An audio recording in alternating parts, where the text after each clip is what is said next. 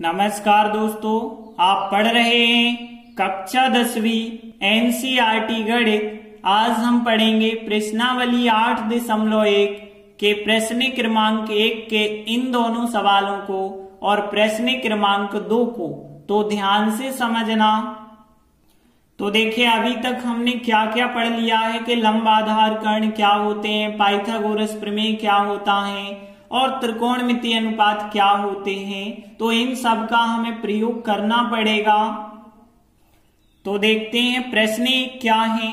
एक त्रिभुज एबीसी है, कोण भी 90 अंश है, समकोण है मतलब 90 अंश है, AB का मान 24 है और BC का मान 7 है। तो हमें ये चीजें ज्ञात करना है। तो देखिए, सबसे पहले हम एक समकोण त्रिभुज बनाएंगे और समकोण त्रिभुज किस प्रकार से आपको बनाना है कि एक भुजा 24 रहे और एक 7 रहे। तो यहाँ पे यदि हम देखें तो 7 वाली भुजा थोड़ी छोटी होगी और 24 वाली भुजा थोड़ी बड़ी होगी। अब देखिए, समकोण भी है मतलब जहां पे 90 अंश का कोण बनेगा उस बिंदु का नाम होगा B। तो इस प्रकार से मान के चलिए एक समकोण त्रिभुज हमने बना लिया है। अब देखिए, यहाँ B तो हमने लिख दिया। अब एक जगह हमें A लिखना है और एक जगह C लिखना है।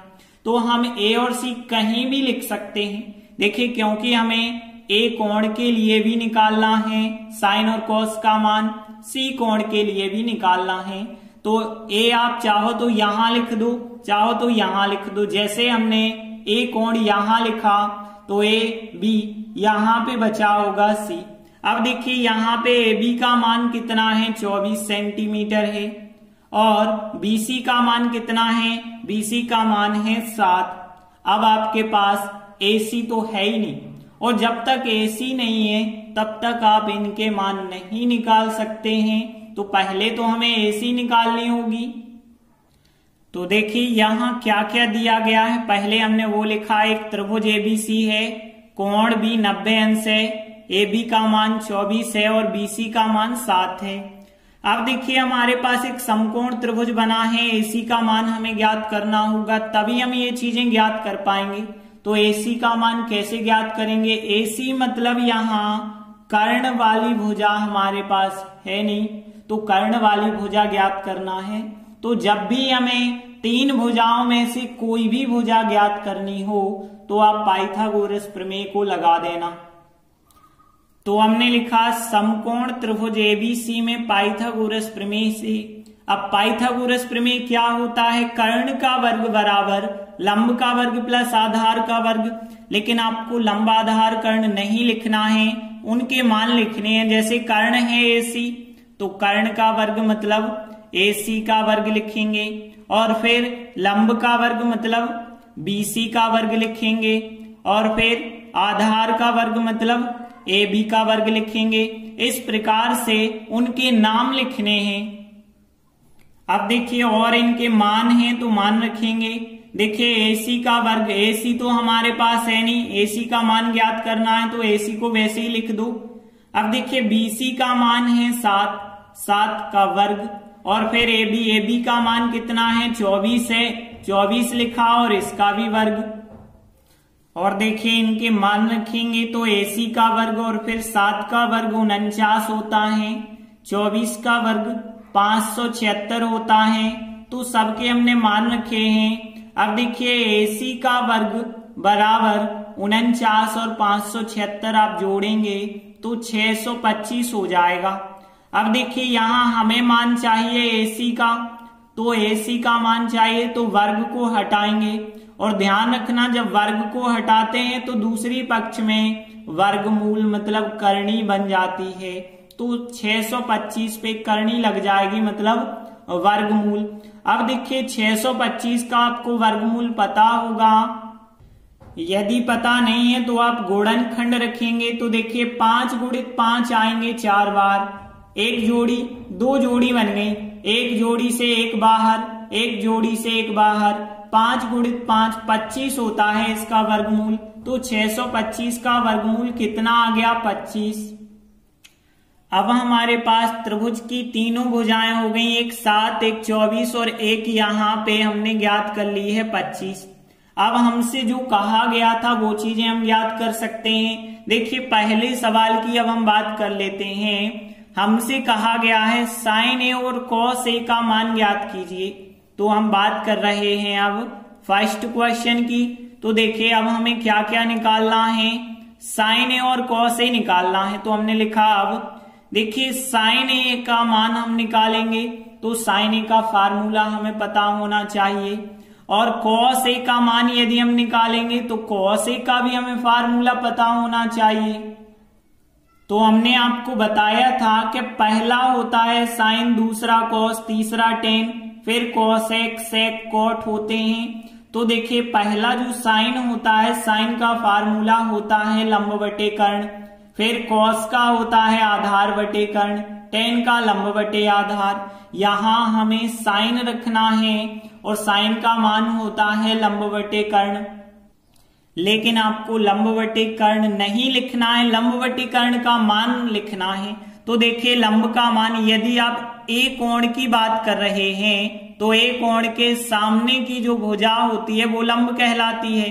तो लंब कहलाएगी बीसी और कर्ण कहलाएगी एसी। तो यहां पे हम क्या लिखेंगे, बीसी बटे एसी लिखेंगे, और बीसी का मान फिर कितना है, 7 है, और एसी का मान 25 है। तो 7 बटे 25 एक आंसर हो जाएगा। अब देखिए कॉस हमें निकालना है, कॉस होता है आधार बटे कर्ण। अब आधार क्या है, तो कोण ए की बात हो रही है तो कोण की संलग्न भुजा आधार कहलाती है। तो कोण की संलग्न भुजा कौन सी है, ए बी है। तो हम लिखेंगे ए बी हो गया यहाँ पे आधार, और बटे कर्ण लिखना है, और कर्ण कौन सी भुजा है, एसी है। अब देखिए ए बी का मान कितना है, 24 है, और कर्ण का मान 25 है। तो यहाँ पे 24 बटे 25 हमारा फिर आंसर हो जाएगा। तो पहले सवाल में हमें साइन ए और कॉस ए के मान बताने थे जो कि आ चुके हैं। अब दूसरे सवाल में साइन सी और कॉस सी के मान ज्ञात करने हैं। तो दूसरे सवाल में हमें साइन सी और कॉस सी इनके मान हमें ज्ञात करने हैं। तो देखिए इनके फार्मूला तो वही होंगे, साइन का फार्मूला लंब बटे कर्ण, कॉस का फार्मूला आधार बटे कर्ण। लेकिन हमने कहा ना ये फार्मूले नहीं आपको लगाने हैं, आपको चित्र में जाना है। तो देखिए अब हम बात कर रहे हैं सी कोण की, और सी वाला कोण ये रहा। अब ध्यान देना, सी कोण के लिए सामने की भुजा कितनी है, यहाँ ए बी है, मतलब सी कोण के लिए लंब कौन सी भुजा हो जाएगी, ए बी होगी, क्योंकि हमने बताया था कोण के सामने की भुजा लंब कहलाती है। तो यहाँ सी कोण के सामने की भुजा लंब कौन सी कहलाएगी, ए बी कहलाएगी। तो यहाँ पे ध्यान देना, साइन की बात हो रही है तो साइन का फार्मूला लंब बटे कर्ण है। तो सी के सामने की भुजा जो लंब होगी वो कौन सी हो जाएगी, लंब ए बी हो जाएगी। और के मतलब कर्ण, कर्ण तो फिक्स है, कर्ण जो है एसी ही है। तो यहाँ ए बी बटे एसी।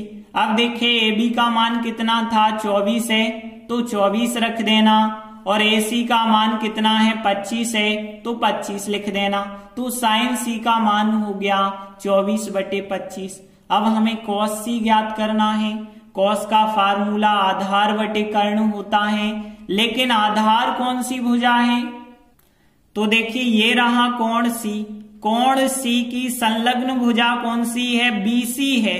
तो अब हम बीसी संलग्न भुजा लिखेंगे। तो यहाँ पे बीसी हो जाएगी आधार, और के मतलब कर्ण, कर्ण तो एसी फिक्स है। अब देखिए बीसी का मान कितना था, 7 है, और एसी का मान 25 है। तो यहाँ कॉस सी का आंसर हो गया 7 बटे 25। इस प्रकार से इसका पहला सवाल और दूसरा सवाल कंप्लीट हुआ। इसके बाद दूसरा प्रश्न है, एक आकृति दी गई है, इस आकृति में tan p minus cot r का मान हमें ज्ञात करना है। एक आकृति ये है, इसमें देखिए पी क्यू आर एक त्रिभुज है, कोण Q का मान 90 अंश है, एक भुजा 12 की है और एक 13 की, कर्ण वाली भुजा 13 की है, लेकिन क्यू आर हमें पता नहीं है।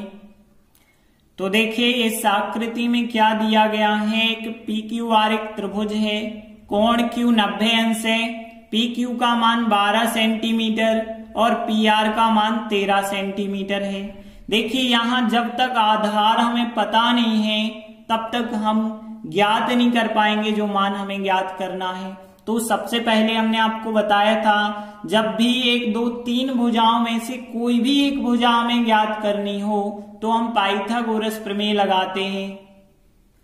तो हमने लिखा समकोण त्रिभुज पी क्यू आर में पाइथागोरस प्रमेय से। अब पाइथागोरस प्रमेय पता है ना कि कर्ण का वर्ग बराबर लंब का वर्ग प्लस आधार का वर्ग। तो देखिए यहाँ पे कर्ण जो है समकोण के सामने की भुजा तो कहलाती है कर्ण। तो कर्ण कितनी हो गई, यहाँ पे कर्ण का मान जो हो जाएगा पी आर हो जाएगा। तो हम कह सकते हैं पी आर का वर्ग कर्ण का वर्ग और लंब का वर्ग लंब समझ लीजिए यहाँ पे क्या है पी क्यू है, तो पी क्यू का वर्ग प्लस आधार क्यू आर का वर्ग। तो इस प्रकार से पाइथागोरस प्रमेय तो आपसे लगाते बन जाएगा। अब इनके मान रख लेते हैं। पी आर का मान है 13, तो यहाँ 13 का वर्ग और पी क्यू का मान है 12, तो 12 का वर्ग। अब क्यू आर हमें पता नहीं है तो क्यू आर का वर्ग लिखेंगे। अब देखिए ऐसे वर्ग लगा दो कोष्टक बना के या ऐसे वर्ग लगा दो, एक ही बात है। 13 का वर्ग होता है 169 और 12 का वर्ग होता है 144 और यहाँ पे क्यू आर वर्ग लिखते चलना क्योंकि उसका तो मान ही नहीं हमें पता। अब 169 144 का उस तरफ पक्षांतर कर दीजिए तो वो माइनस के हो गए, लेकिन क्यू आर वर्ग इस तरफ ही रहेंगे। अब आप घटाएंगे तो यहाँ पे 25 बचे होंगे और यहाँ क्यू आर वर्ग है। अब देखिए क्यू आर वर्ग का मान है 25, लेकिन हमें तो चाहिए क्यू आर। तो क्यू आर का मान कैसे हम ज्ञात करेंगे, क्यू आर का मान ज्ञात करना है तो वर्ग का पक्षांतर कर दें तो वर्गमूल आ जाएगा इस तरफ, मतलब करनी आ जाएगी। तो करनी 25 होगा क्यू आर। अब देखिए हम पलट के ऐसा भी लिख सकते हैं कि क्यू आर इस तरफ लिख दें और 25 का वर्गमूल कितना होता है 5, क्योंकि इसके 5 गुणित 5 गुणनखंड होते हैं।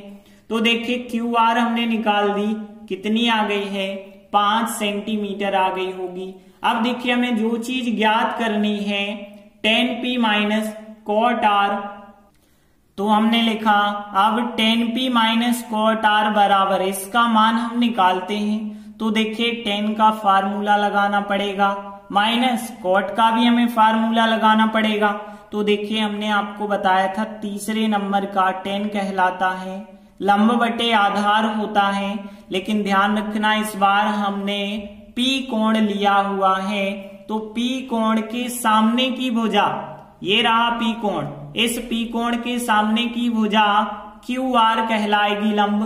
तो यहाँ पे हमें लंब बटे आधार लिखना है। तो tan P मतलब P कोण के सामने की भुजा, तो क्यू आर यहाँ पे लंब हो जाएगी और आधार, आधार मतलब यहाँ P कोण लिए हैं तो P कोण की संलग्न भुजा जो कि कितनी है PQ है, तो यहाँ पे PQ हो जाएगी यहाँ पे आधार। फिर माइनस, माइनस लिखा, फिर कॉट का फार्मूला लगाना है। कॉट देखिए tan का उल्टा होता है, अब आधार बटे लंब हो जाएगा कॉट, लेकिन अब हमें आर कोण के लिए ये त्रिकोणमितीय अनुपात निकालना होगा। तो देखें यदि हम आर के लिए, तो आर के लिए लंब हो जाएगा PQ, क्योंकि आर कोण के सामने की भुजा लंब PQ है और आर कोण को बनाने वाली जो संलग्न भुजा है वो क्या है QR है। तो आर कोण के लिए लंब हो गई PQ और आधार हो गई QR। अब हमें कॉट लिखना है, मतलब आधार बटे लंब, तो आधार जो है QR है और लंब कितनी है PQ है। अब देखिए इनके जब हम मान रखेंगे तो QR का मान हमने निकाला है 5 आया है और PQ का मान हमें क्वेश्चन में दिया गया है। तो PQ का मान चित्र में कितना है 12 है, तो 5 बटे 12, यहाँ भी QR 5 है और PQ 12 है। 5 बटे 12 में से 5 बटे 12 घटाएंगे तो कितना आएगा 0 आएगा, क्योंकि धन की ऋण की संख्या कट जाएगी और हम अंत में लिख देंगे अतः tan P minus cot R का अभीष्ट मान 0 होगा। इस प्रकार से प्रश्न 2 भी कंप्लीट हुआ। धन्यवाद।